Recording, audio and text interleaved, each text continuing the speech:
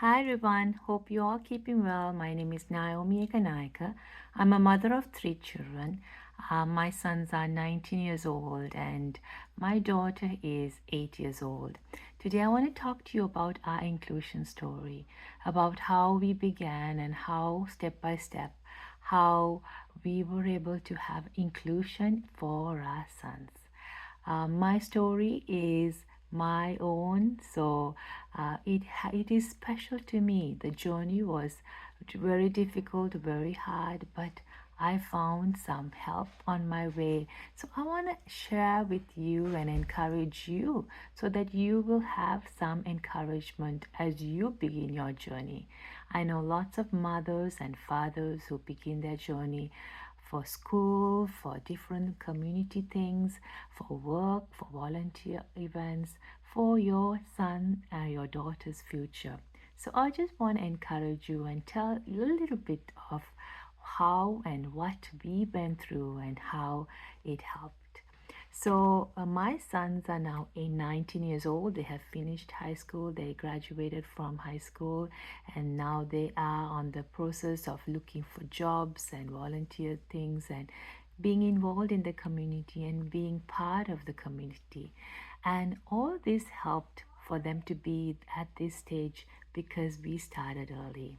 So I want to encourage you, whatever stage you are, maybe your daughter or your son is in junior kindergarten, or maybe you haven't even started school, maybe your son or your daughter is in daycare. Start where you are. Start with all the processing that you need to do.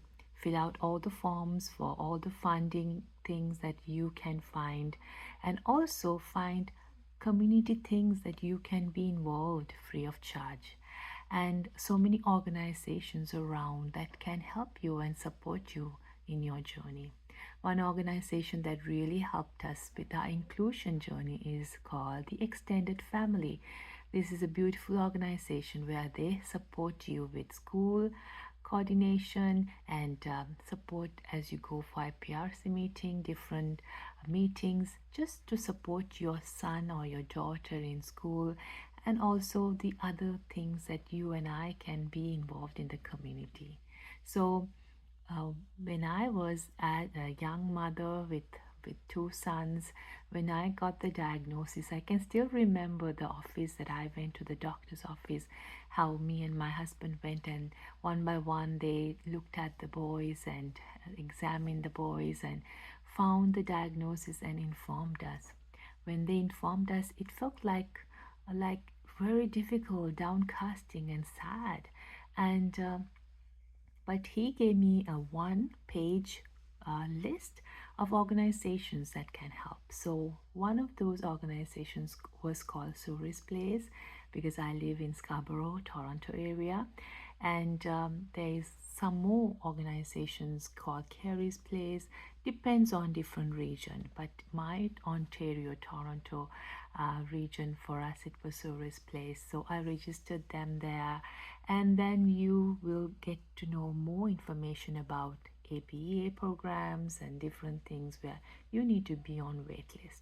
One thing that I can encourage you is be proactive.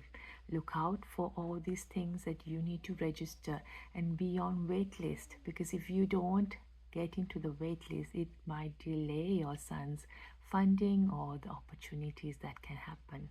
So this place was amazing. They were able to give us an interview, and then our sons were chosen for the ABA program that happened for them at AceLink Discoveries. But the names have all changed now, because now our sons are bigger, and this was when they were really small. So I will tell my journey, my inclusion story, but the names and all that has changed now. And also I was able to um, um, have that sorry place to put my sons for the speech therapy, and at that time they were doing occupational therapy classes, so that was something that they were offering at that time, where I was able to register. But now I think they have a lot of paid programs that is happening, so you can find out about those paid programs that Surrey's Place have it at different locations. There is one location in Scarborough, a smaller location for the Surrey's Place. And I remember for my sons were, even though they were twin sons, they were totally different. One was verbal, one was not. Even the one who was verbal had a lot of time difficulty communication. So we did a lot of speech therapy, private speech therapy, and private ABA as well from home. And Surrey's Place also offered a lot of speech therapy and workshops as well, a lot of parent education workshops where you can join in person and online. That helped me a lot to learn what is there and learn what we can do. One book that was really helpful with our speech therapy journey was More Than Words. I'm sure every one of you know about it, but if you've never heard about this book, Google it, find copy either from a library or from online, get it, and you can even get a used copy online. It's called More Than Words. That really helped you to help you to talk to your child, how to get them to communicate and give you examples, and a lot of workshops were done by that book as well. And my son Jason was able to register at the ACWA clinic to get a communication device. So at the beginning they did the communication through a PEX book where picture communication was done. So if my son wants water, he will give me a picture of the water and I'll say water and water, and then he'll say water, or he'll say wah, and then he gets the water when he speaks the words, when he sounds the word. So that was a picture communication book that I had. And then it was more technological. Now they have P2G. They had a picture device, communication device, polar code to go, and then there was another new one that now he has with him. He's not 100% communicating by words, so we use that communication device for him to be independent of telling what he needs, so he can press on those buttons on the device and he can say, I want water, or I like you, or I want blue color, or something like that.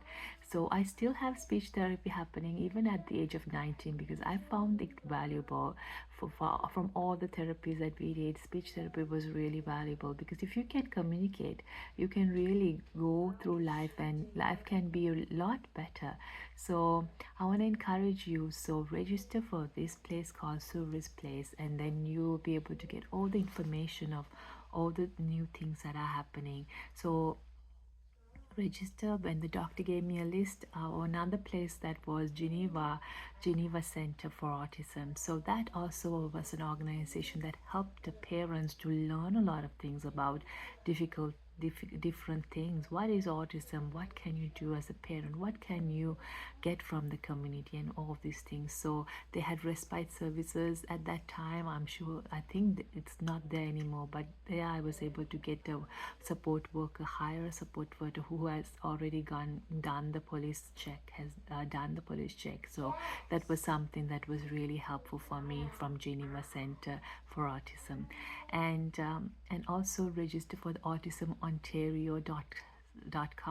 where you are able to go to different regions, so Toronto region, East, York, like different regions where you will be able to, wherever you live, you will be able to learn about different things. So they would have a parent net newsletter that you can get, and through that newsletter you can find out about all the events that they would have. So they have like Christmas party, they have like movie nights, movie day nights, day programs, all these things, movie day stuff, different things and different events. So we were able to take our children, and it was a really minimal charge or free of charge.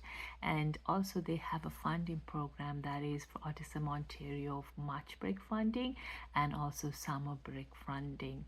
So that was something that was helpful. So what I will do is I will share little small snippets of experiences as inclusion in our family. And so as you begin your journey, this might be helpful. So if you have any questions or anything that you would like to know more about, you can reach me. My email is naomy@yahoo.com, naomi@yahoo.com. And if you need to know any other information, I will be happy to help you with information as much as I know. But I know that a lot of things have changed, because now it's 19 years after. But if you need any help, I can be of encouragement to you and help you. So this is my first video that I will be doing about the inclusion story of our sons, and I don't want to do too long videos, but a short video. So first thing that you need to do is be proactive. Take that list that you have received from the doctor or organization and see what are the names of the organizations that can support you. Register with them, so you get a newsletter from them, and register for those programs, register for those events. And that is how I started my journey. But there were so many others that I can share with you, but this is the first encouragement that I would tell you: to be proactive. Register for whatever waitlist that you have to be, and apply for all the funding that is there. Look out for all the free community events that you can attend with your children and participate, and so many things that I will be sharing with you, but this is the first one. I hope this encouraged you as it has encouraged me sharing with you. Take care.